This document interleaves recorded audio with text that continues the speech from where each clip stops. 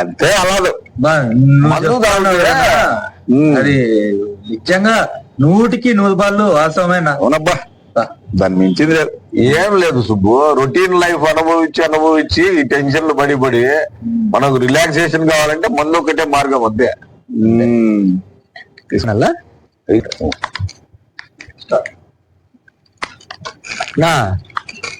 మనము ఇట్లా మందు తాగి పెడతాం కదా, మనం ఎక్కువ కాలం బతకాలంటే ఏం చేయాలనా? ఏం లేదు సుబ్బు, ఇంకో పెళ్లి చేసుకో. ఇంకో పెళ్లి చేసుకుంటే ఏమైతుంది? ఏం లేదు సుబ్బు, నీకు ఎక్కువ కాలం బతకాలన్నా ఆశ చచ్చిపోతుంది అంతే.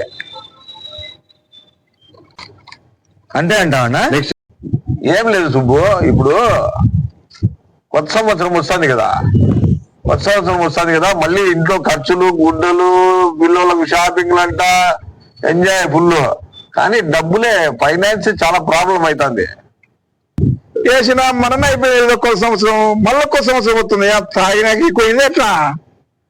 నువ్వు చెప్పేది ఇంగ్లీష్ కొత్త సంవత్సరము, నేను చెప్పేది తెలుగు కొత్త సంవత్సరము, ఉగాది. ఇంగ్లీష్ కొత్త సంవత్సరానికి తెలుగు కొత్త సంవత్సరానికి తేడా వచ్చిన చేతిలో ఉగాది పచ్చడి తాగితే అది తెలుగు కొత్త సంవత్సరము. పెళ్ళాం చేతిలో పచ్చడి అయ్యేటట్టు తాగితే అది ఇంగ్లీష్ కొత్త సంవత్సరం. తెలుసా నాయుడు?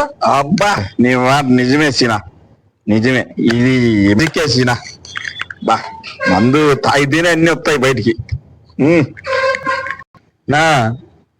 మొన్న నా ఫ్రెండ్ని వాని పెళ్ళాము ఉతికి పడేసిందంటనా. ఎందుకంటావా? వాడు ఎవరితోట తిరుగుతాడని సంపి పడేసింది అట్లే. ఎందుకన్నా ఆడవాళ్ళు అట్లా అపార్థం చేసుకుంటారు? అందుకే సుబ్బు ఇంగ్లీష్ వాడు మిస్అండర్స్టాండింగ్ అని పెట్టినాడు. జెంట్స్ అండర్స్టాండింగ్, మెన్ అండర్స్టాండింగ్ అని పెట్టలే, మిస్ అండర్స్టాండింగ్. అంటే ఆడవాళ్ళనే ఎక్కువ అపార్థం చేసుకుంటారని దీని అర్థం అన్నమాట.